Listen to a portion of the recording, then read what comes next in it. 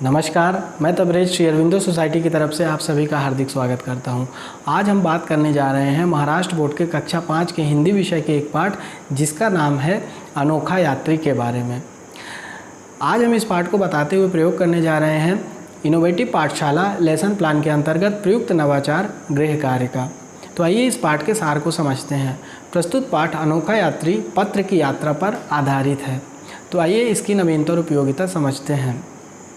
Concept से संबंधित निर्देशों के आधार पर आसपास के परिवेश का अनुभव करते हुए गृह कार्य को करवाया जाता है और साथ ही पढ़ाए गए कंसेप्ट को वर्तमान परिवेश से जोड़कर विद्यार्थियों के अंदर बेहतर समझ को विकसित किया जाता है। तो ये थी नवीनता और उपयोगिता। आइए इसके क्रियान्वयन को समझते हैं। इस नवाचार के माध्यम से जिस कंसेप्ट का पुनः अध्ययन करवाया जाता है वह है संचार का माध्यम वाक्य निर्माण, संचार का माध्यम पत्र एवं वाक्य निर्माण।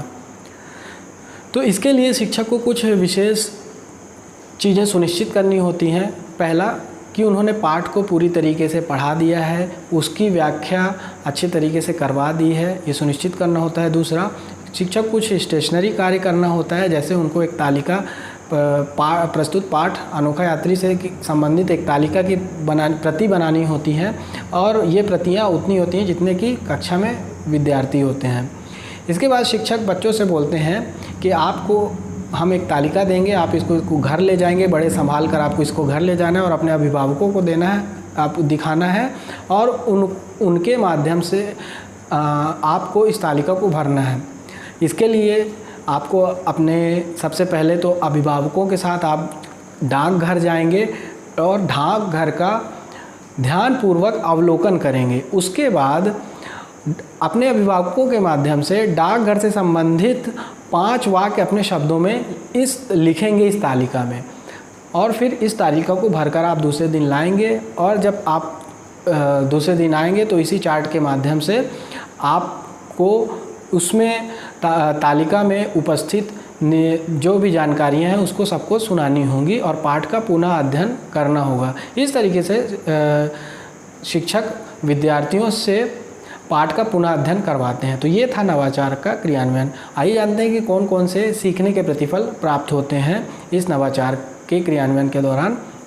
पहला, सुनी एवं पढ़ी रचनाओं की विषय वस्तु के बारे में बच्चे बात करते हैं, तर्क देते हैं एवं निष्कर्ष निकालते हैं। दूसरा, बच्चे भाषा की बारीकियों को समझते हैं एवं अपनी खुद की भाषा निर्मित करते हैं। तीसरा, बच्चे अपरिचित शब्दों से परिचित होते हैं एवं उनको शब्दकोश से भी खोजते हैं। तो ये थे सीखने के प्रतिफल। आइए जानते हैं इस नवाचार के क्रियान्वयन के दौरान शिक्षक को कौन कौन सी चीज़ें ध्यान में रखनी चाहिए।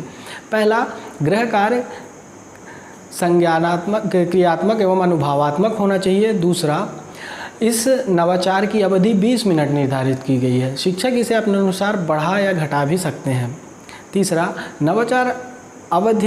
नवाचार क्रियान्वयन की अवधि का निर्धारण 30:1 के अनुपात में होना चाहिए, मतलब 30 विद्यार्थी हैं तो उनके बीच में एक टीचर होना चाहिए। चौथा, प्रस्तुत पाठ अनोखा यात्री को पाठ्यक्रम के अनुसार निर्धारित माह में पढ़ाया जाना चाहिए, इसका क्रियान्वयन कराया जाना चाहिए। तो ये था नवाचार का क्रियान्वयन, सीखने के प्रतिफल एवं शिक्षकों के लिए कुछ ध्यान देने वाली बातें। तो आइए जानते हैं कि इस नवाचार के माध्यम से CWSN यानी चिल्ड्रन विथ स्पेशल नीड यानी विशेष आवश्यकता वाले बच्चों को क्या क्या लाभ होता है। तो पहला, निम्न संज्ञानात्मक क्षमता वाले बच्चे अपनी बहु इंद्रियों के माध्यम से कंसेप्ट की स्वयं जांच करके कंसेप्ट को समझने में सक्षम होते हैं। दूसरा, अनुभवात्मक अधिगम काल्पनिक दुनिया को वास्तविक दुनिया से जोड़कर विद्यार्थियों के अंदर अधिगम को चिरकाल तक पहुंचाता है। तीसरा, यह ऑटिज्म से ग्रसित बच्चों को विभिन्न वस्तुओं एवं विभिन्न प्रकार के कंसेप्टों को विकसित करने में मदद करता है।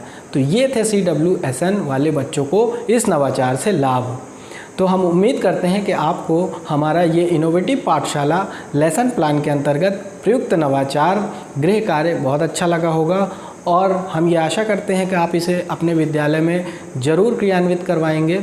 और यदि ऐसे और भी रोचक वीडियोज़ आपको देखने हैं तो आप हमारे ZIIEI यूट्यूब चैनल को सब्सक्राइब कीजिए। और यदि ये वीडियो आप हमारे फेसबुक चैनल के माध्यम से देख रहे हैं तो हमारे ZIIEI फेसबुक चैनल को लाइक कीजिए। आपका वीडियो देखने के लिए बहुत बहुत धन्यवाद।